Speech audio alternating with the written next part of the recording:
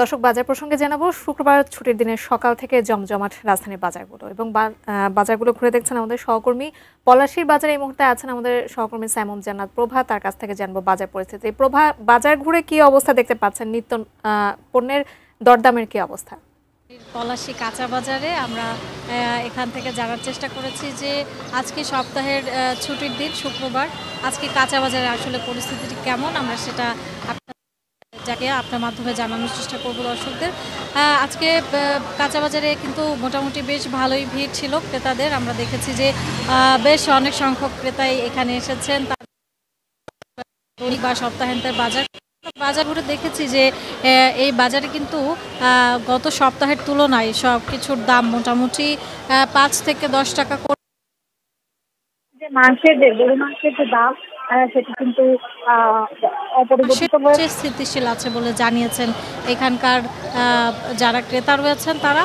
আমরা বিক্রেতাদের সঙ্গে কথা বলে জানতে পেরেছি শসা কিন্তু 60 টাকা, লেবু পেঁপে 40 টাকা, কচুমুখী 60 টাকা দরে এবং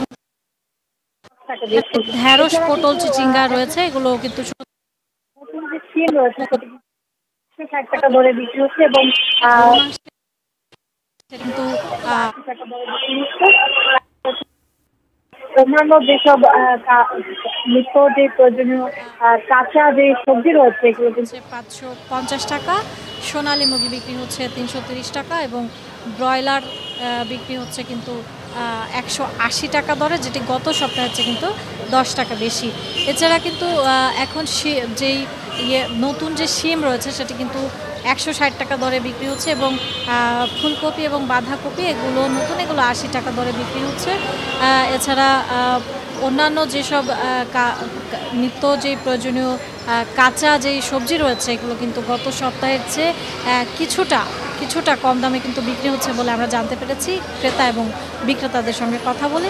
এখানকার যারা ক্রেতা রয়েছেন তারা বলছেন যে যেহেতু গত 1 মাসের তুলনায় এখন আপাতত বাজারটা স্থিতিশীল রয়েছে, তারা সরকারের প্রতি কিন্তু আহ্বান জানিয়েছেন যে বাজার পরিস্থিতি যেন স্থিতিশীল থাকে এবং সব কিছু যেন সহনীয় থাকে সাধারণ ক্রেতাদের জন্য, সে ব্যাপারে কিন্তু সুষ্ঠু তদারকি এবং প্রয়োজনীয় ব্যবস্থা কিন্তু গ্রহণ করার জন্য অনুরোধ জানিয়েছেন তারা।